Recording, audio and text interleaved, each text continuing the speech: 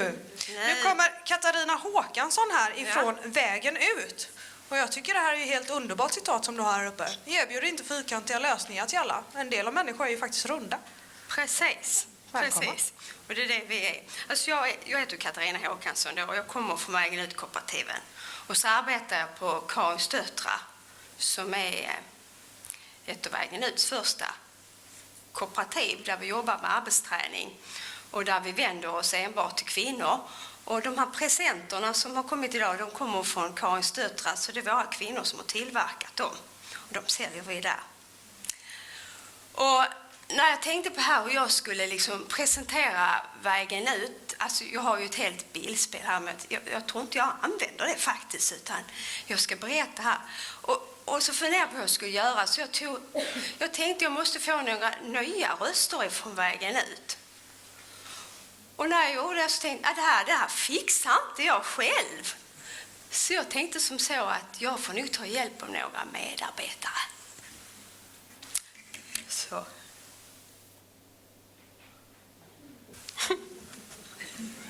Nu förstår ni.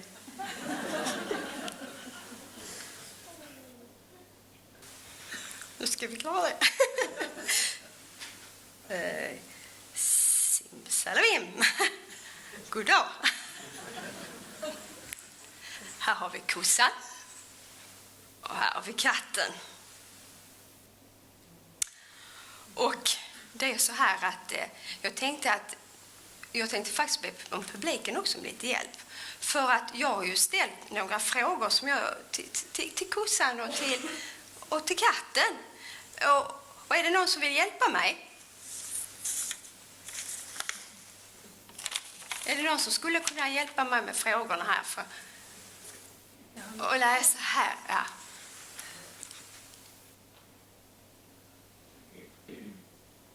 Nu ska vi se. Är ni beredda då? Är jag beredd? Jag är beredd. Egenmakt, vad betyder det för dig? Ska du svara, kossan? Egenmakt för mig, det förstår ni.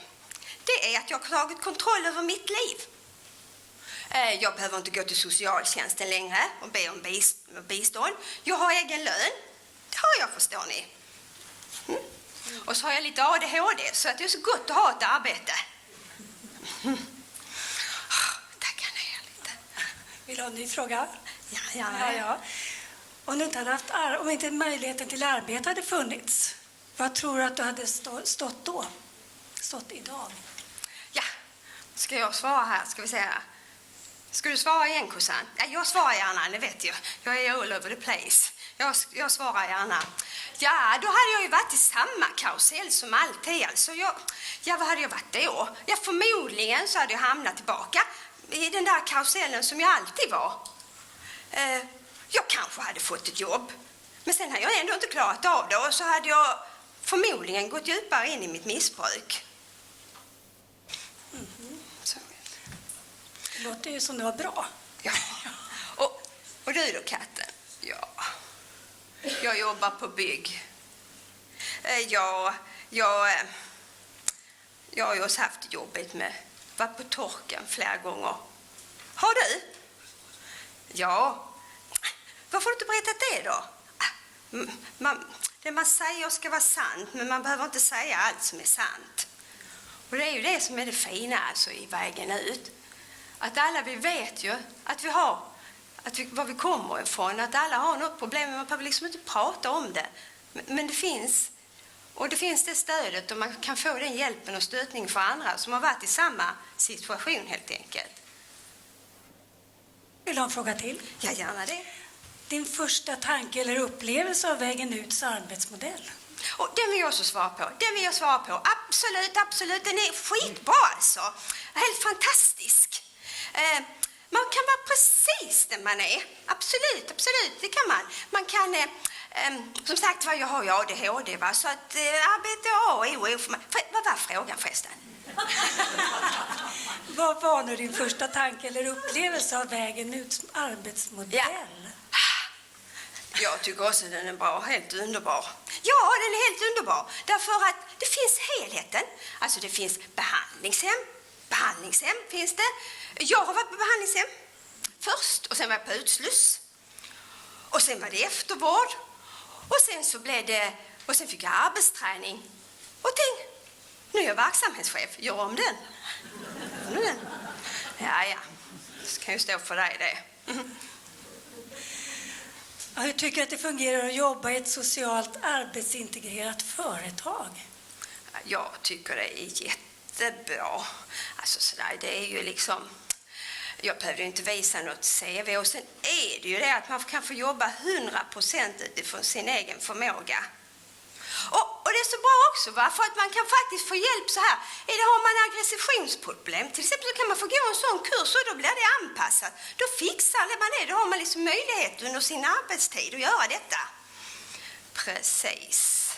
Nu så snickrar jag och bankar. Jag bankar inte snickrare längre. Har du också haft sådana problem? Man kan ju berätta saker. Det är bra att berätta så man får lite hjälp att bearbeta dem. Hur påverkar det ditt liv i övrigt då? Vad har det gett? Ja, jag vill ju gärna svara. Vad har det gett? Jag har en egen lön. Jag har fått en lägenhet. Jag försörjer mig själv. Och inte bara nog med det. Jag får kontakt med mina barn. Och barnbarn. Sen är det ju faktiskt lite häftigt också, för att det är ju så att vi började med ett par företag. Idag är vi 14 stycken företag. Och fler blir det. Jag är på väg. Jag ska starta ett till. Ja, men det var alla mina frågor. Var det det? Då tackar jag. Ja. Du måste ju säga att kossan och katten, de heter ju någonting annat på riktigt, så ni vet det. Och det var första gången de är med, så jag tar inte riktigt ansvar för liksom vad det är de säger eller vad som ploppar ut här. Men jag tänkte, nu ska vi se här. Om du kan hålla lite, kan du sitta här lite, kossan, så ska vi se om vi får fram bilden.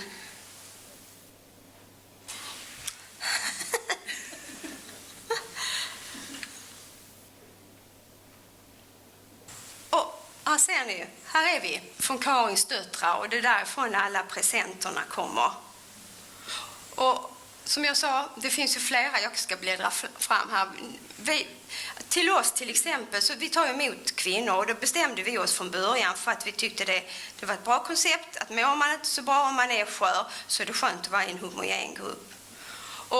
Och det är som sagt, vi har inte behandling, men det är så många socialsekreterare som också sagt att det är lite smygbehandling.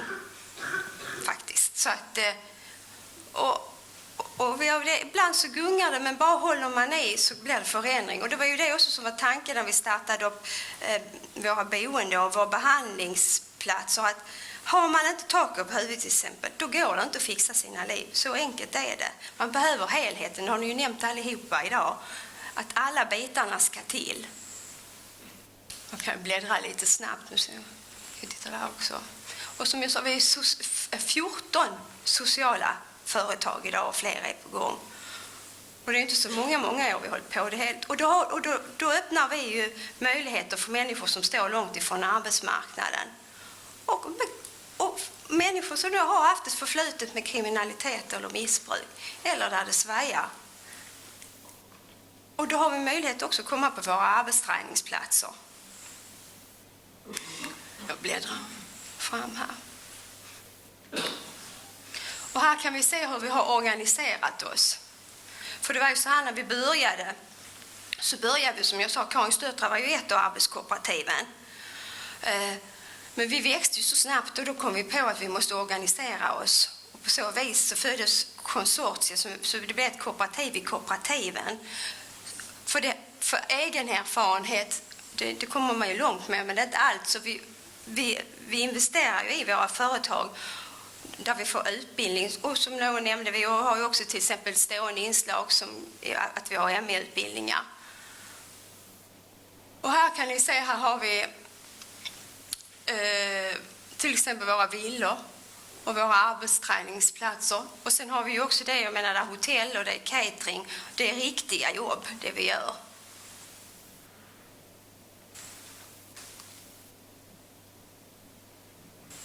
Och vi har ju pratat om det här med egenmakt. Hur viktigt det är att få ta kontrollen över sitt eget liv.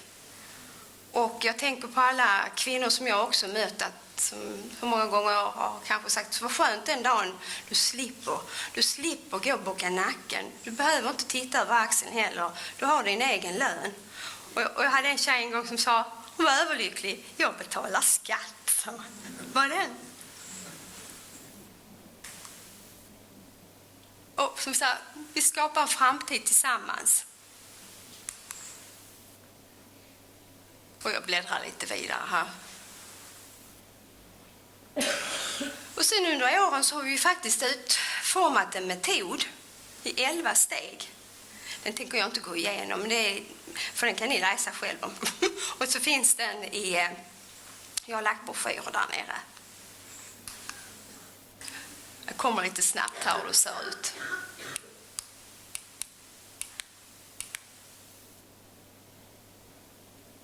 Och vi är ganska övertygade inom vägen ut att vi behövs. Att vi också skapar en hållbarare väg. Och sen tänkte jag faktiskt avsluta med en liten film, för det är ju också så här, eller som vi, den här personen, kommer hon igen? Jag är i kontakt med barnen. Det finns ju det också med barnperspektivet, hur viktigt det är.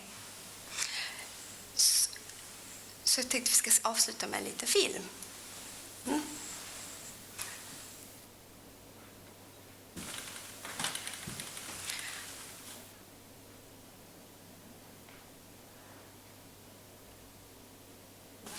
Nu ska jag säga det på Google. Alltså. Nu gjorde jag det jag inte skulle göra. Du är inte så bra på det där. Nej. Jag har lite svårt med tekniken. Men du är bra på annat. Mm. Nu ska vi se, vi hade de tryckte där på Google. Hade han lagt upp den? Har du lagt upp den? Ja. Åh, den är så fin, den filmen. Du har ju sett den 20 gånger. Du måste ha den på skärmen också. Men så kom den inte. Men du sitter också där och kollar upp där.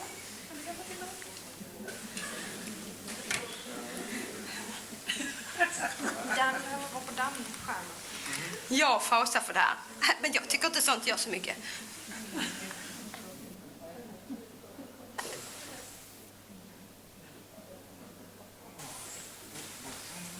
Stäng ner kameran. Jag kan tro det är sådana problemet.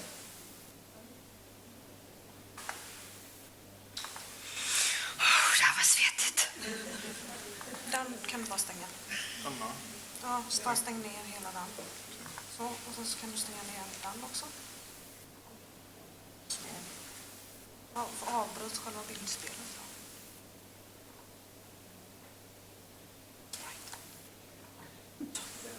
Du har gett mig en BMW 350 också, kupé. Jösses, vad mycket gör jag? Yta.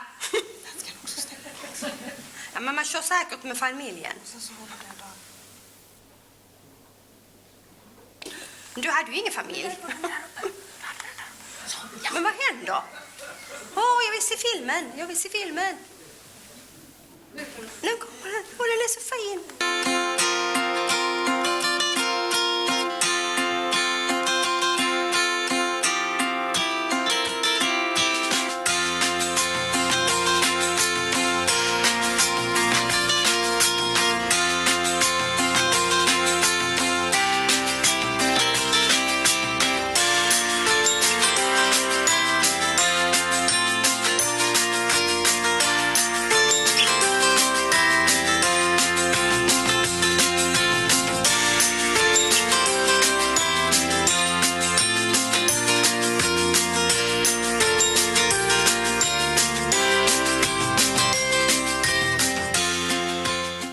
Visst är den söt? Ser ni så många delar där är? Vägen ut, I love you, I love you.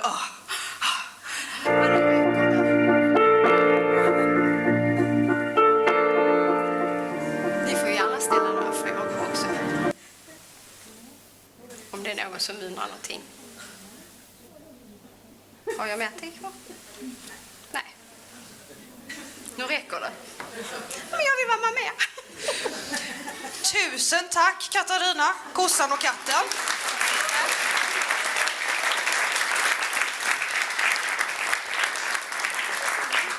Och nu blir ju detta lite festligt och ger dig en talarpresent faktiskt. Det är nästan så jag tycker att det här blir, ja, nästan. Men de är ju fantastiskt fina. Ja, visst är det. Ja, tusen tack. Ja, tack själv. Tack. Good afternoon. I'm a recovered user in a strictly definition because it was 37 years ago I finished my career, and I'm a doctor, a medical doctor, and I have seen the born and development of a place, a big place for drug addiction. And in this afternoon I have two set of slides, but I never try how much long I need speaking with the slides, because if when I finish my time, Linda will say me. I knew Linda a few months ago.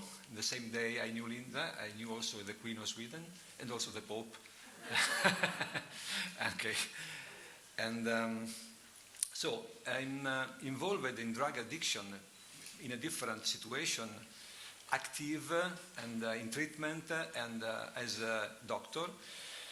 And after 45 years of this life, I think that, in my opinion, addiction is still a mystery.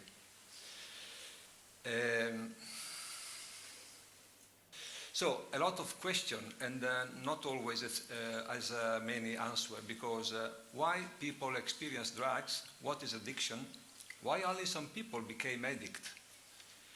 Is addiction a chronic remittent disease, as the doctor says, or is it a treatable disease? Is addiction a brain or soul disease? And should we focus, this is a big question for me, treatment in harm reduction or drug-free recovery? And then, as a major issue, is there a risk to cross from addiction to another addiction, another substance? Or also from addiction to behavioral addiction. So why people experience drugs? I'm showing today not my opinion, but what the data that we have from our course. That is a course of about 20,000 people that we followed since the beginning of the community, 37 years ago. And I can say that the risk factor for using drugs are teenage. Quite all the people start using drugs in the period between 14 to 20 years old. And the risk is higher for males. In our court is about 80%, but I think it's the same in other places. And it depends also in social acceptation of drugs. For example, I know that cannabis, where is more acceptable, is more used. I have read a paper that, for example, in Sweden, there is a lower use of cannabis than in other countries, because it's not so accepted as in other places. And also it's important education, family, microenvironment, and macro environment, for example, drug availability, personality traits, and also psychological, psychiatric disorders, or also perhaps causality. This is a risk factor for experience of drugs. So age is strange, but since the beginning, 40 years ago, until now, the age, in my opinion, with my data, remain always the same. People start using cannabis about 15, female before male of 1 year, and this is an increasing experience of different drugs that from cannabis goes to LSD, speed, ecstasy, and then heroin, cocaine, etc.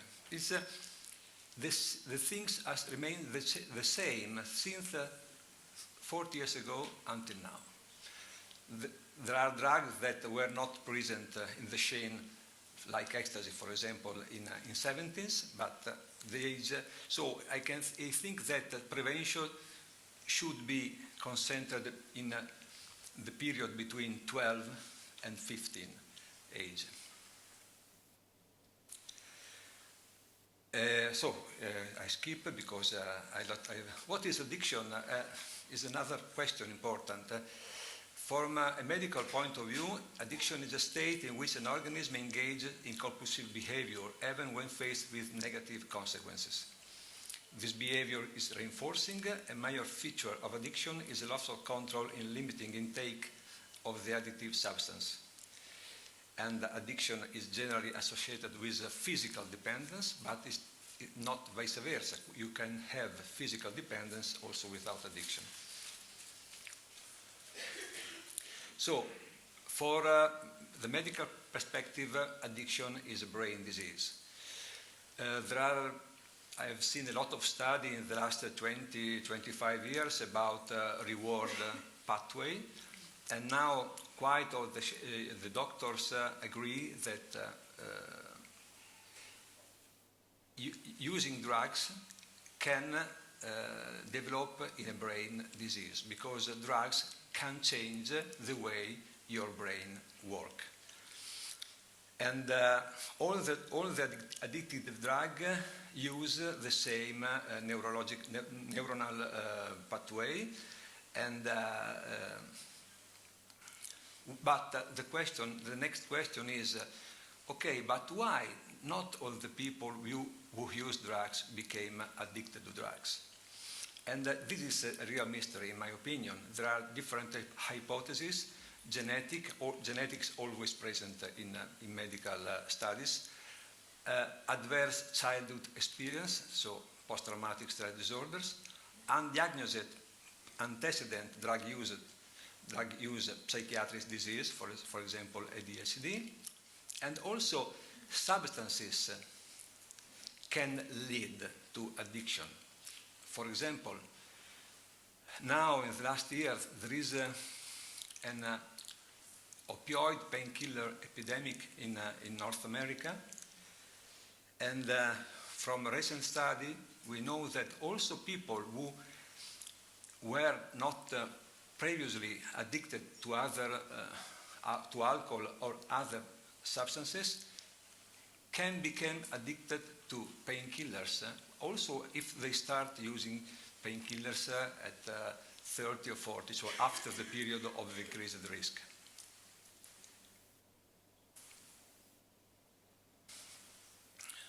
I show some data of our cohort about, for example, genetics and addiction. It's true that a lot of people now in treatment in San Patrignano has an addicted father, 23%, 9% has an addicted mother, and 50% have both parents addicted to drugs. But 73%, there is no drug or alcohol addiction in parents. So this is, in my opinion, the most important predisposing factor to addiction to drugs. Adverse childhood experience. So in my feeling, speaking with people, is that the risk from using drugs to become addicted to drugs is dependent on something that is related to your first life experience. Physical abuse, sexual abuse, psychological abuse, to have alcohol or drug addicted parents, mental disease or suicide in family, etc. Physical neglect, emotional neglect. Coming back to the data of San Patrignano, 30% of our guests has parent separation, 3% adoption, 7% have a father with psychiatric disease, and quite 20% have a mother with psychiatric disease. All this kind of abuse in childhood leads to low self-esteem, and from low self-esteem to addiction to drugs, there is a short pathway. And it's important to note that we don't ask the people for if they had a sexual abuse in the past, but people after, not at the beginning of the program, they start speaking about abuse they had, also 2 or 3 years of program, because they need to be confident with the people around, and they know other people who spoke about, and this was treated for that, so they are encouraged to speak about this situation. And I don't know if the exact number could be higher, I don't know.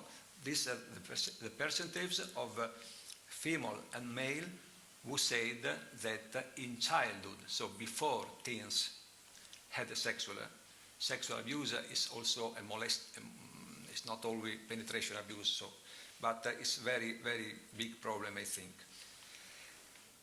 And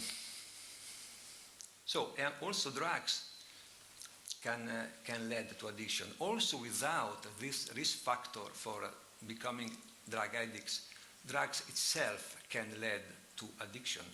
And in my opinion, it's not taken from a paper, medical paper, it's my perception.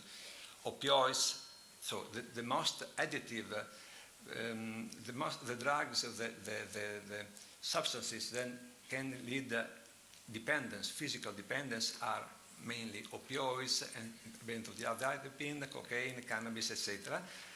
And also addiction is related to different drugs. So it's a different chemical situation, but could lead to dependence that is physical and addiction that is psychological mainly. Is addiction a chronic remittent relapsing disease? Okay, I think no. But science said yes. Why? Because since the beginning of epidemic of addiction, after the detoxification, the relapse was 100%. And also after a long-lasting recovery, relapse has been observed. And now, with the neurobiological studies, we know that rewarding memories, drug-related, become long-lasting in the brain, in hippocampus. And neuroimaging and functional imaging seems to confirm organic changes in addicted brain. Some people change substances, typically from heroin to alcohol. And also, after quitting drugs, some people became addicted to behavior, from drugs to food, from cocaine to gambling. So it's frequent.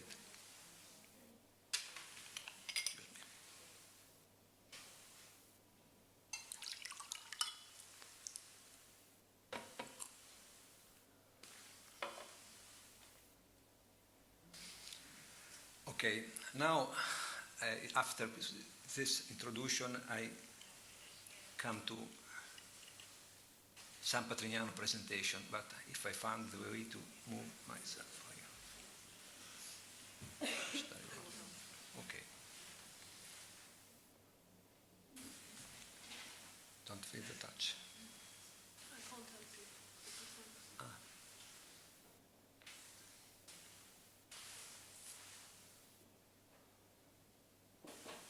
Okay. Here. Results. Okay, this one.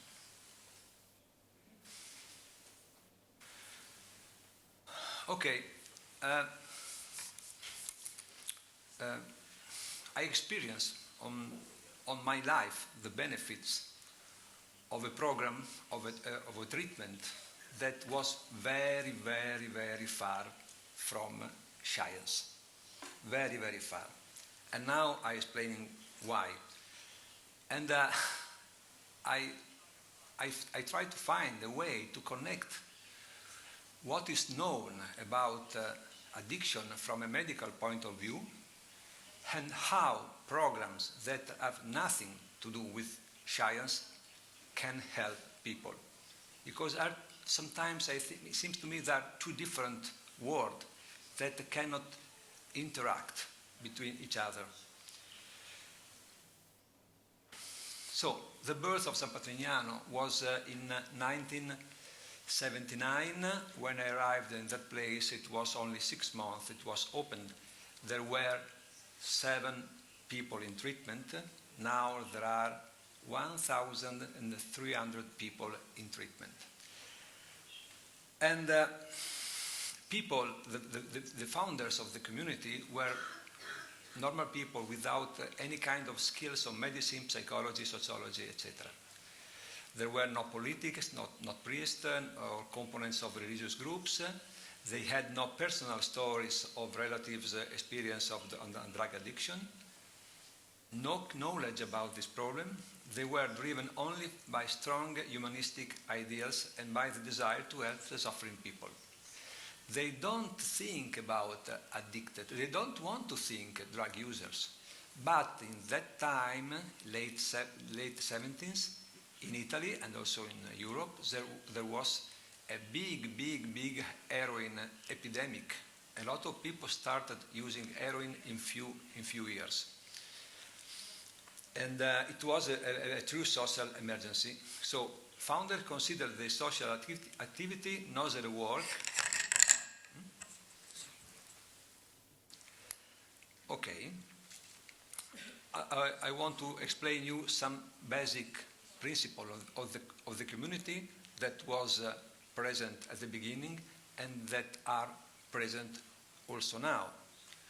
We don't use substitution of pharmacological treatment. Few cases, people with AIDS, very young people, pregnant women are on methadone. But normally people are not in substitution treatment. The community is considered not a health center or health service, but is considered, we want to be considered by the clients. We don't say the word client, but I cannot explain how to describe. And they consider the place like a family, like a home. There are no political, religious, or social differences between people, and religion or political ideals are not instrument of treatment. But I remember the founder who said that you don't need to stop using drugs because you believe in God. So if you want to believe in God or not, or to believe in something else, you can do that when you are free. But it shouldn't be an instrument to become free, because the instrument should be the same for all the people. But not confessional does not mean not spiritual, because the commitment in helping other people and the desire to become a better human being, I think, is a religious commitment. So another intuition of the founders was the best trainer, the best tutor for drug user should be people who had the experience of drugs. Now it seems normally to say that, but at that time I remember that this view was strongly criticized in Italy, because doctors said former drug addicts don't exist. It's not possible to be a former drug addict. So you cannot give the responsibility to follow another one to a person that have a disease. So that has a disease. So it was strongly criticized, this view. Now I know that it's frequent in a lot of places. So. Volunteering. I'm voluntary in San Patrignano as other 100 people, and I think it's important for the place because of the sustainability of the cost, because the community is free of charge. Nobody pays, not the clients, not the families, and neither the public health system is completely free of charge. But there is a problem of sustainability. So to be there as a volunteer is help the community to survive.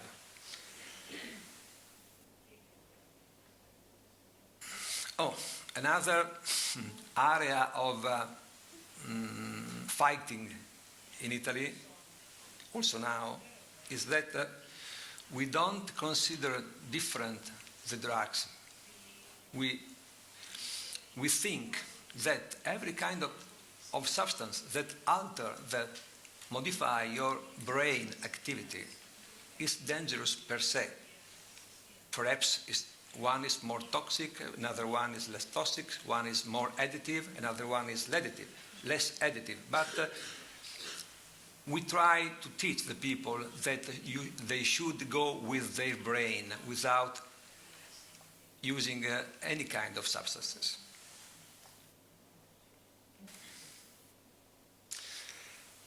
A practical approach, what does it mean? It means that nobody was expert on drugs, and also the therapeutic program of San Patrignano developed without formal study. So we never read a book about addiction or a paper about addiction to learn what to do with people. What is San Patrignano now is only the consequence of the experience of day by day during these 30, 35 years. And probably in the future we will have other experience and something will change. I don't know. It's flexible.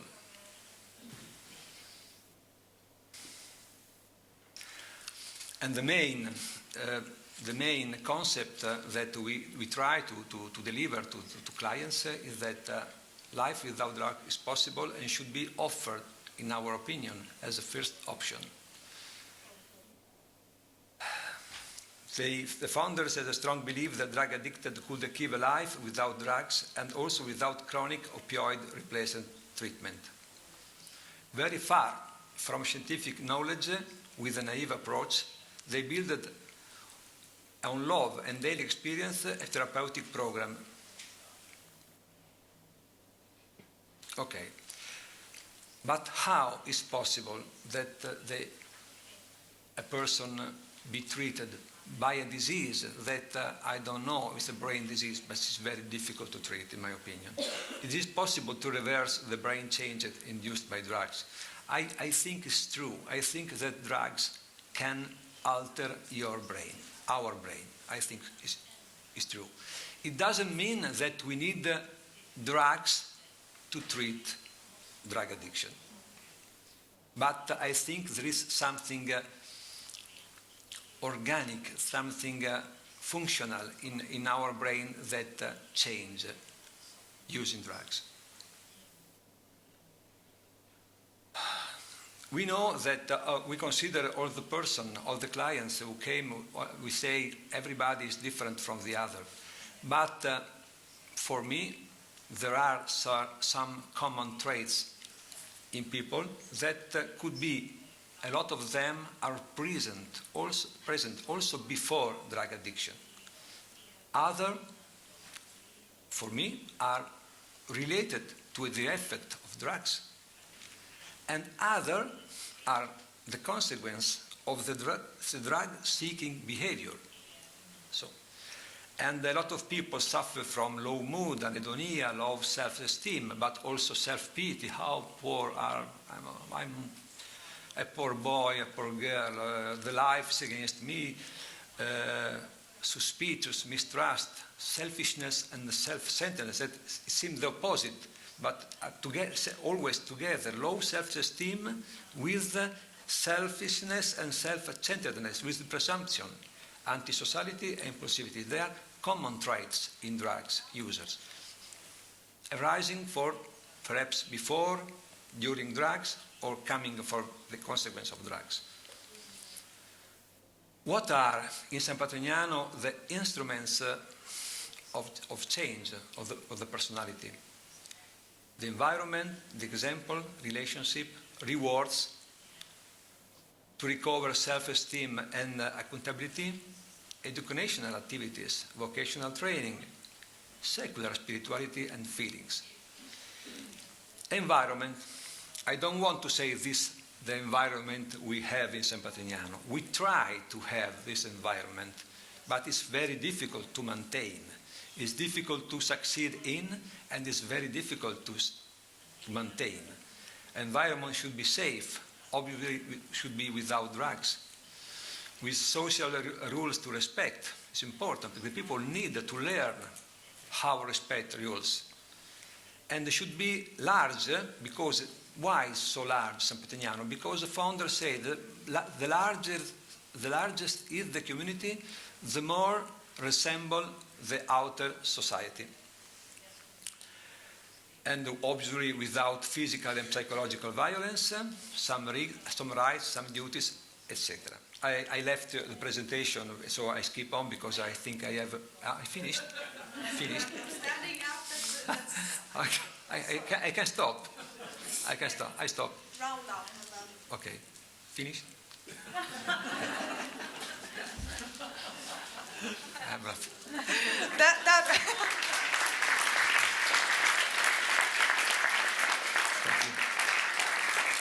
Thank you so much, Antonio. And I know that it is the case, as for many of our speakers, that you can go on and on. Okay. And I understand that you can speak about San Patrignano for several days. Yes. I can. So please come up and talk more to Antonio about San Patrignano and the recovery community that they are doing. We will save, if you have questions, we will save them until later on. Yeah? Yeah? Yeah. You will Until be the here. finish. Yeah, because I want to welcome our next speaker on stage also, Paul Mange. Magne. You Swedish can't say Magne, it's strange. Magne. Magne, not Mange. Magne. I have to practice my Norwegian.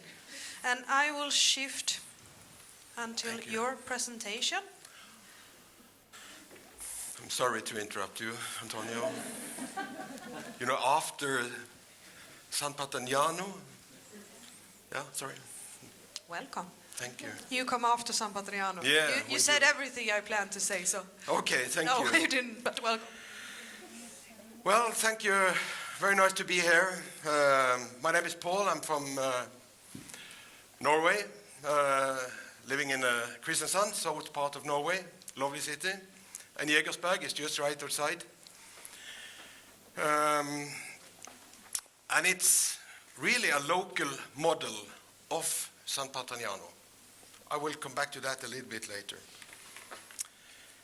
It is 26 people who can live there today. Today we are 14. We are in a growth period. During 2 years now, we will be 26. And we will start more houses, and maybe in 5-6 years' time, it will be about 75 to 100 people there. It's not like 1,300, but it's a start. It's Kristiansand Kommune, it's the municipality who run the place. We are a part of the health department, the health sector. And the people who stays there, they are at least 18 years. And it's drug and medicamental free. The program is about 3 years, and you have to be very motivated to go into Jegersberg. And I think it's very important to be, how does this work?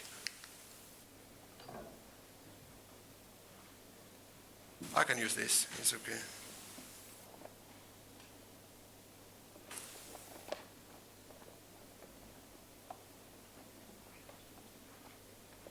Okay. I think it's very important to be motivated. If you're not motivated, how can you really manage? If you start to work in a normal job and you're not motivated, how can you do a good job? And if you start a program which is supposed to last for 3 years' time, how can you handle all these problems if you're not motivated? So we're very, very important when they're moving into Jegersberg. The people who are staying there for a long time, they are mentoring. They ask the new guys, are you motivated? And they really are trying, are you manipulating? Do you have a plan B? Why do you want to go into Jegersberg? 3 years' time, it's quite a long time for these people. And this, I get always a little bit emotional when I see this, because this is what we do. I mean, this is some of the people at Jegersberg. Someone is colleague, someone living there, someone is social worker, but we say we are colleagues. We don't. If someone works, we live or work, it's all the same. And we believe in a good life, and that's why we do the rehabilitation. And sometimes we do the habilitation.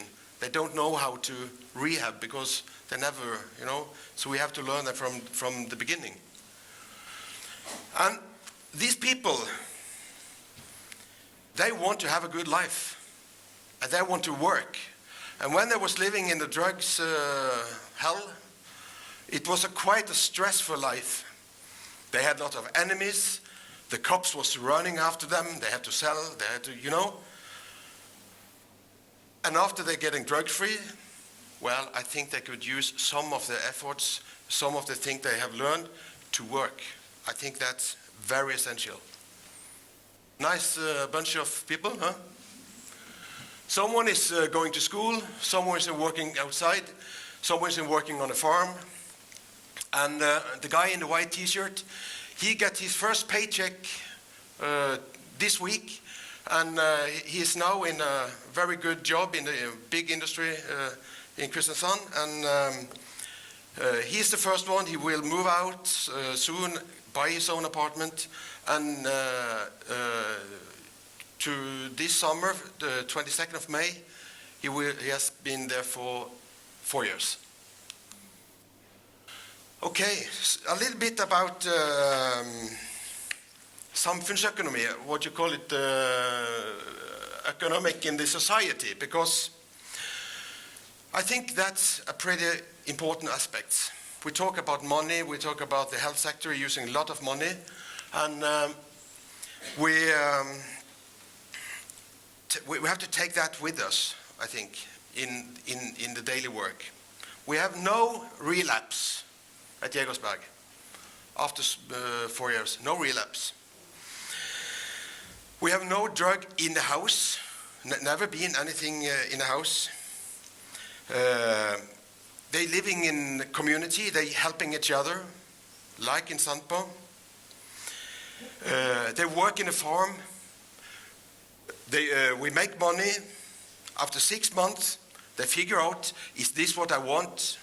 What do I like? Do I like handball, football? Do I like meat? Do I like fish? They start to get know themselves.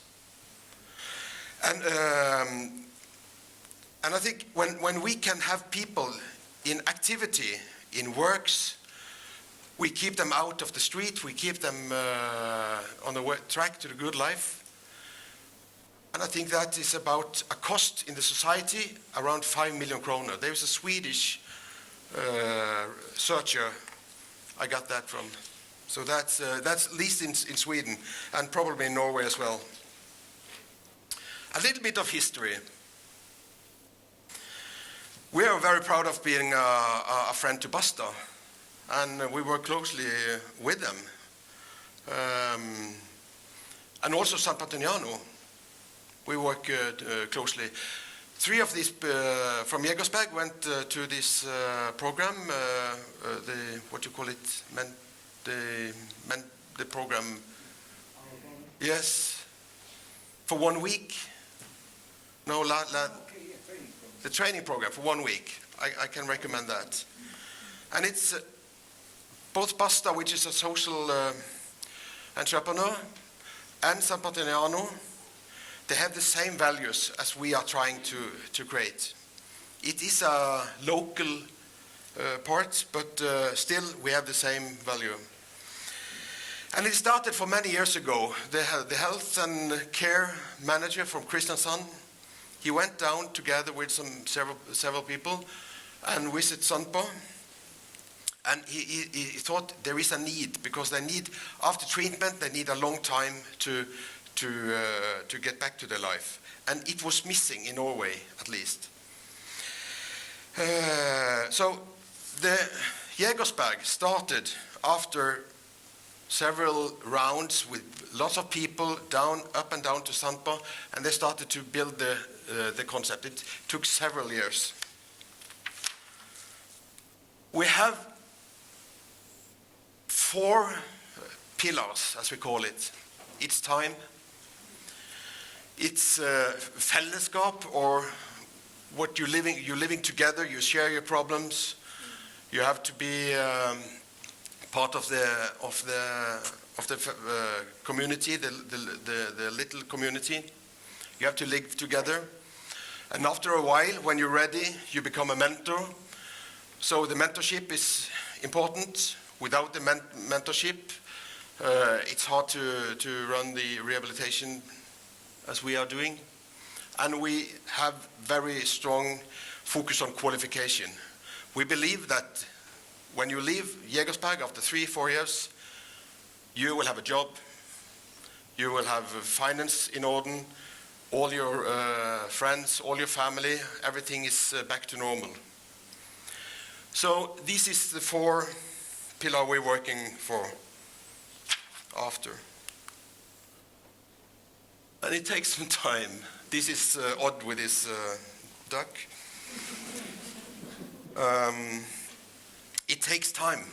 And when you move into Jägersberg, when I said if you don't know if you like fish or meat, that's true. You don't know what you really like. And you don't know what you want to work with. Do you want to be a carpenter? Do you want to be a chef? Do you want to be a teacher? Do you want to become a social worker? What you really want. And after 6 months, after 9 months, every 3 months is a little bit difficult. But after 1 year, they start thinking, maybe I should go there and go to school, or maybe I want to go job training there, because I think I like that. And this takes times. I mean, if you take how long is it in Sweden to become a teacher? Is that 5 years time? Or to become a doctor, it's like 8 years, 7 years to become a finance? I don't know. And if you have been living this crazy drug life, like for 20 years, and you're supposed to be rehabilitated in like 3 months, half a year, 1 year, I don't think so. I think you really have to have good time. I think you have to learn how to do things, learn how to clean your room, how to deal with problems, everything. And it takes time. And the program is at least 3 years.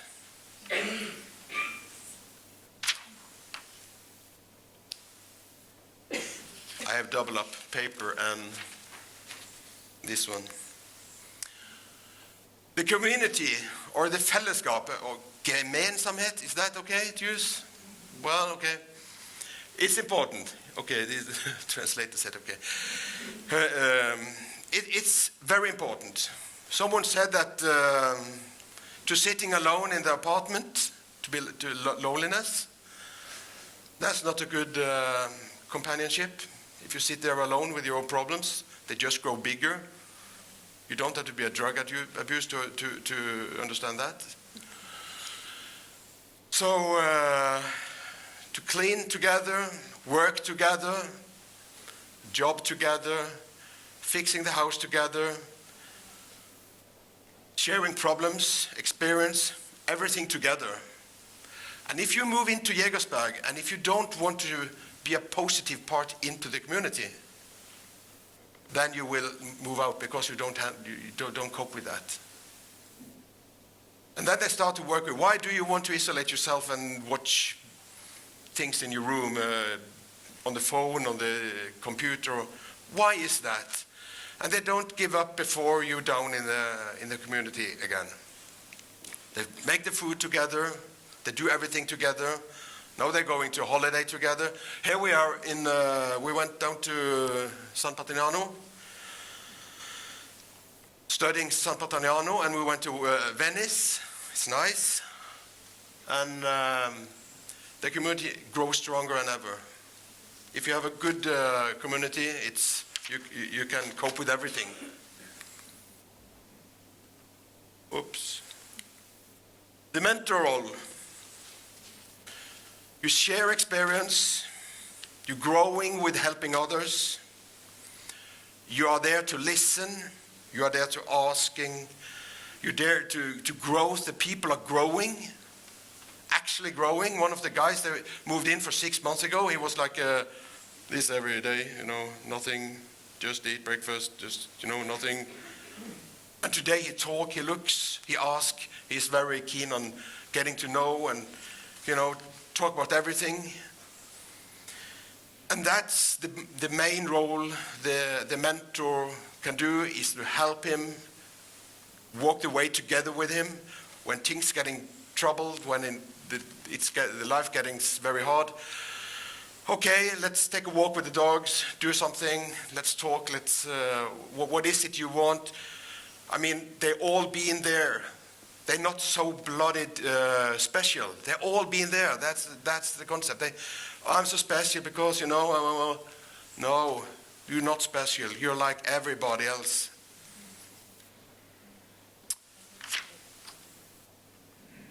Qualification. We all have an individual plan with the doctors, with the social health care, and who walks together with the people who live there. They start working. The first year they work at the farm, and sometimes longer. They then learn to communicate. They learn to fix problems. If you have it's quite normal to be, you not agree with everybody on work. I mean, sometimes you can have a little, dispute or a fight or, and that's normal. But let's face the problem and move on. Don't leave the problem and run off. That's not the thing. So we work very hard on working together.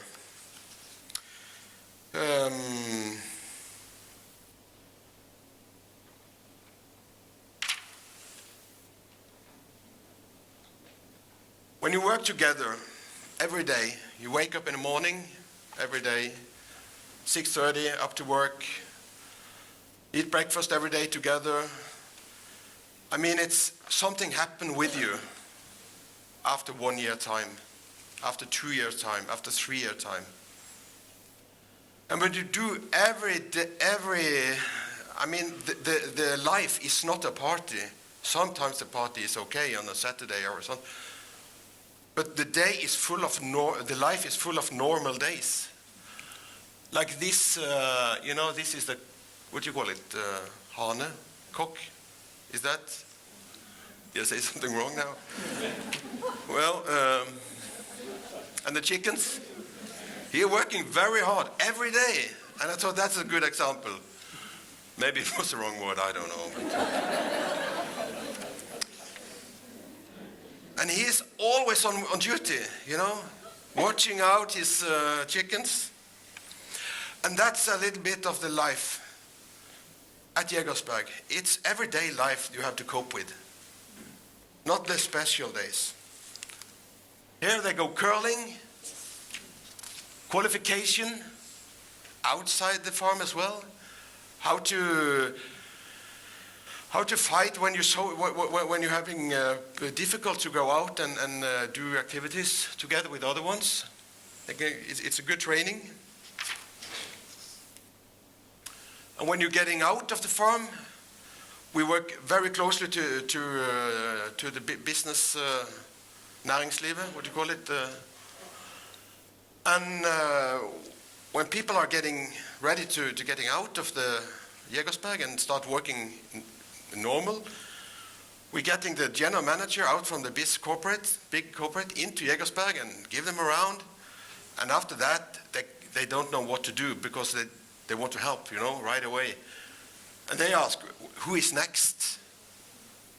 And if you don't do this, I mean, the model is ending in a job. It's very important to having a job. It's crucial. If you don't have this qualification, how can you expect them to leave and start working in a normal job after 2 years, 3 years? We're running several businesses. This is our last thing we make. It's a cafe, and it's part of a stable. Was a lot of small horses in there. It's not so high and on the roof, so it's but it's a very nice place, and you can go to training in like here, like a conference center. We also have we're cutting trees, we're building and selling. This is a meeting room. We have a stable. We have like 34 horses. My God. And you know, it's a lot of hay. It's a lot of shit. It's a lot of, you know, everything to move around. And if you don't really take care of the place, it's look like, you know. So it's so important to run the place very good. Like we are the best stable in the area. And we have a revenue around 1 million kroner. We hire just a new instructor for full time, and we want to go to therapy riding for people who are demence or other mental problem. We're teaching children to ride, and people living at Jägersberg are the teacher. So it's a good thing. We also have several. We have a department do gardening, different types of carpeting, and we will grow. We will have a revenue around 1 million there as well in short time. And it's really good job. It's a really nice tractor. It's a really nice, you know, it's high quality all over. When people ask us, well, can you come and cut a tree for us? And can you do it for free? Because, you know, we said, sorry, we are really business. We do really business here. So we also have some dog, what do you call it, dog kennel? Yeah. People leave the dogs in the morning and pick them up in the afternoon like a child, like a kindergarten. And it's really nice, you know. If you have a rough day, you can take a walk with the dogs together with a mentor. And you have to work there every day work. It's not only Monday and Sunday, you know. It's like you get to know the customer, the clients, the dogs. And this is the Norwegian Prime Minister. She was visiting us in last year or something, or 2 years ago. And that's part of the role we are playing. They think we are unique because we are doing a lot of things which I think is important to do in the future if you want to have a long-term rehabilitation. And Marianne, she is now hired at the farm as a mentor. And this is all the things she's doing. She's a mentor, she's a guider, she's a manager. She lives together with all the rest. And we also do research so that we can have adequate results. How does this work? Yes or no? Yes, it works, and we can we do research on it. Oh. And we do this together with several parts, like Basta, Portalen, the other cities around. How to get a feeling? Yeah? I think that's it. So, thank you. Any questions? Tack så jättemycket. Och du får också en liten gåva ifrån Vägen ut, kooperativet. Tack, ett bokmärke. tack. Tack. Det finns... nu är klockan egentligen dags för kaffepaus. Men jag skulle vilja dels så har vi ju hört ordet basta här ett par gånger som vilar på samma grunder med lite samma grundidé som både San Patriano och Jägersberg. Men också det här att det tar tid och kamratskap och så vidare. Linda, kan du bara resa dig upp och säga hej så alla vet vart man ska vända sig. Linda är då VD på Basta Väst och svarar jättegärna på frågor om den verksamheten ni driver här i krokarna. Absolut. Vi bara komma fram till oss där borta. Och det finns material där borta. Tack.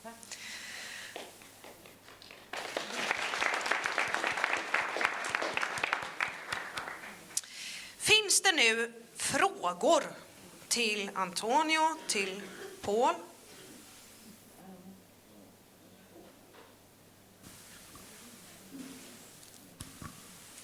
Yeah, I just had a question for Antonio. I was curious to you had a slide that showed the dependency for different drugs. You listed 10 drugs, and alcohol was not on it. You separated alcohol from drugs. What's the reason?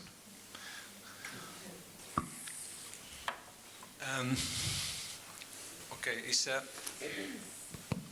not easy to answer your question because, in my opinion, alcohol is a danger, like drugs, and I said that it's not infrequent that people who use drugs, heroin, mainly heroin, at high risk of using alcohol in a wrong way. Okay, but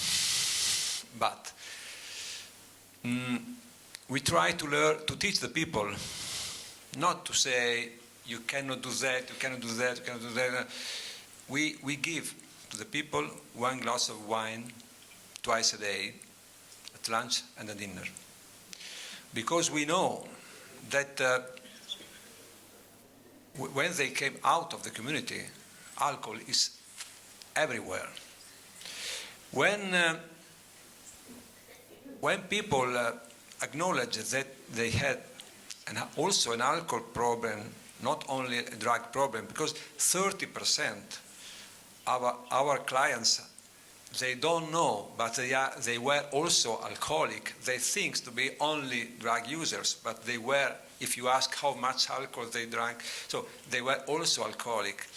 To these people, the doctors say, don't drink alcohol at lunch or dinner, but it's not compulsive. So, because we don't want during the lunch or dinner to say you can, you cannot, you say you can. Yeah. The people know if they can drink 1 glass of wine or not. But since the beginning, we gave 1 glass of wine twice a day, and we still do the same. But we need to do more, I acknowledge, to teach the people how, because people don't think that alcohol is dangerous. We have to do more in that. We should teach the people who finish the program about the risk of alcohol, I know. Okay, I don't know if I answer your question. Yeah, it's Right.